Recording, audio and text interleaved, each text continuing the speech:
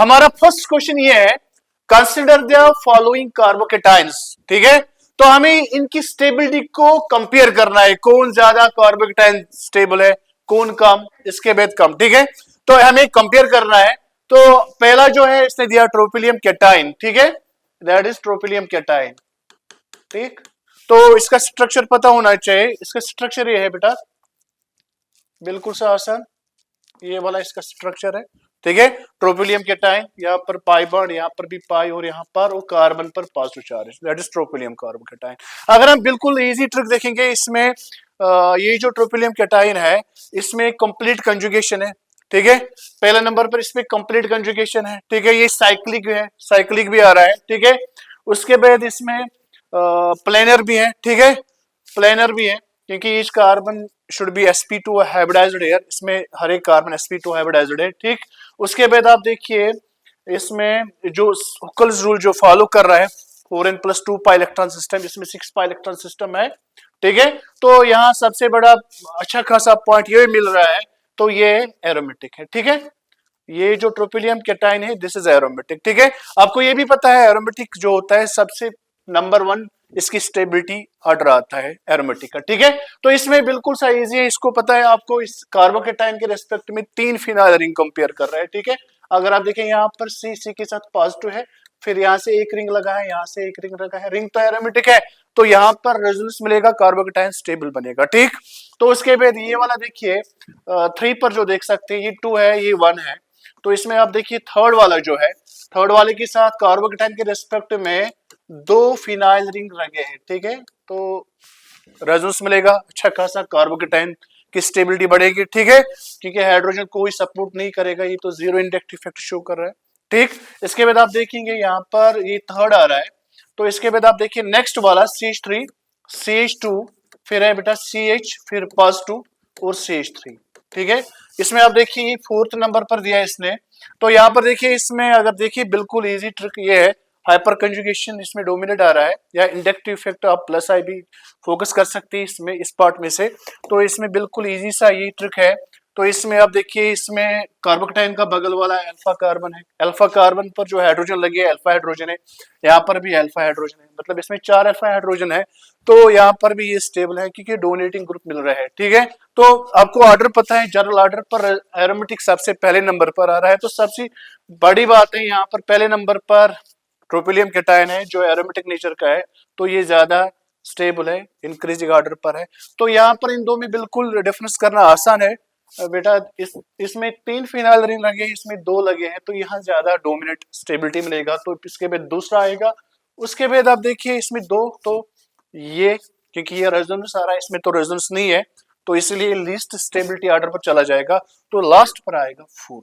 ठीक है बेटा, this is the correct reason and compare the stability हम कैसे करेंगे। अब हमारा नेक्स्ट क्वेश्चन ये है, which of the following pair have square pyramidal shape. ठीक है, इसमें ऑप्शन जो दिया है ये पेयर वाइज दिया है, किस पेयर का स्क्वायर पिरामिडल शेप होगा। ठीक है, तो ये बिल्कुल इजी है। ठीक है, वेस्पर के ऊपर ये क्वेश्चन आया, valence shell electron pair repulsion theory जो केमिकल बॉन्डिंग में है, सब बच्चों ने पढ़ा होगा। ठीक है बेटा, तो इसमें क्या है, आपको बिल्कुल इजी ट्रिक याद रखना है कि पहले आपको हाइब्रिडेशन निकालनी है। ठीक है, तो हाइब्रिडेशन के लिए बिल्कुल इजी सा फॉर्मूला जो है, Z=½ इनटू प्लस करना है valence electron of central atom. ठीक है, प्लस करना है, अगर नेगेटिव चार्ज होगा वो एनाइन वाला होगा तो ऐड करना है, अगर पॉजिटिव चार्ज होगा तो माइनस करना है। ठीक है बेटा, और इसके साथ कितना मोनोवैलेंट एटम है वो भी ऐड करना है।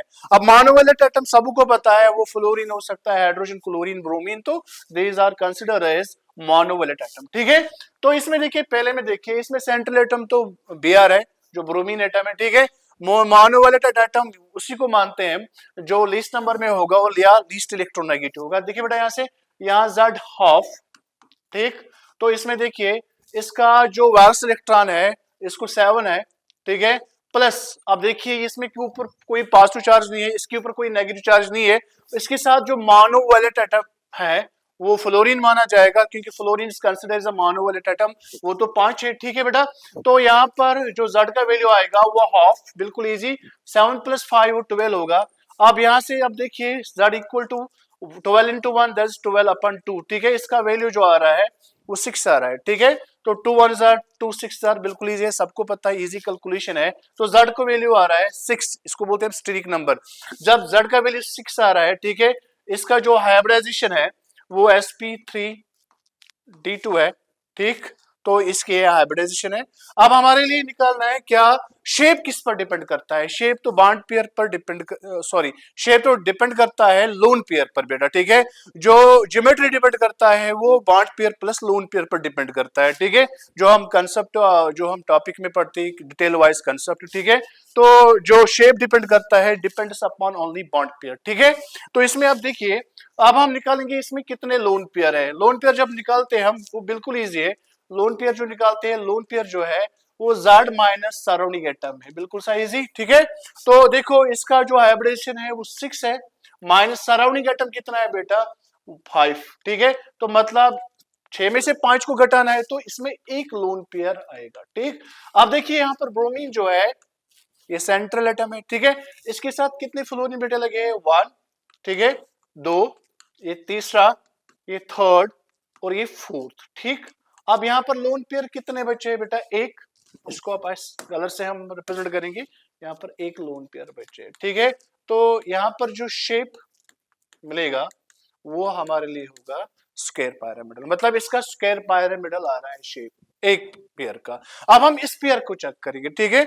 इस पेयर का भी हम चेक करेंगे, बिल्कुल सा इजी। अब इसमें देखिए, इसकी पहले हाइब्रिडेशन चेक करेंगे। देखो बेटा, इसका हाइब्रिडेशन चेक करिए आप। यहाँ पर z ऑफ, ठीक है, यहाँ देखिए जेनन के पास वैलेंस इलेक्ट्रॉन कितने हैं, वो 8 है, ठीक। अब यहाँ पर देखिए इसके पास ऑक्सीजन तो मोनोवैलेंट एटम नहीं है, ये कोई चार्ज ना पॉजिटिव चार्ज होगा, ये ना नेगेटिव चार्ज है, ठीक है। तो मोनोवैलेंट एटम कितने हैं, fluorine is considered as a monovalent atom, वो तो 4 है। तो टोटल Z का वैल्यू जो आ रहा है वो 12 into 1 दैट इज 12 upon 2, तो इसका भी 6 आ रहा है, ठीक है। तो बिल्कुल इजी है, इसका भी 6 आ रहा है। तो इसमें आप देखिए, तो इसमें लोन पेयर चेक करें बेटा, ठीक है।